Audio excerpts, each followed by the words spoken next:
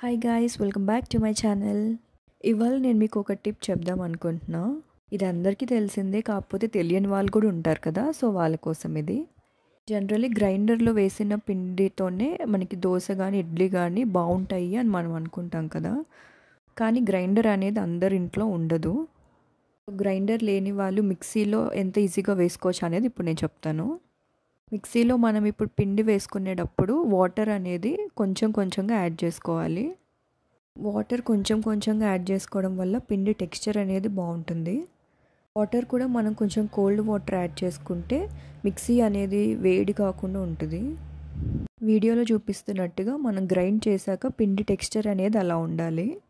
So తర్వాత అదంతా ఒక బౌల్లోకి షిఫ్ట్ చేసుకొని మనం ఆల్రెడీ నానబెట్టుకున్న రవ్వ ఉంది కదా, ఆ రవ్వను దాంట్లో మిక్స్ చేసుకొని బాగా కిందకి పైకి కిందకి బాగా కలపాలన్నమాట. దాంట్లోనే కొంచెం సాల్ట్ యాడ్ చేసి మనం ఫర్మెంటేషన్కి పెట్టేస్తే పిండి అనేది బాగా పొంగుతుంది.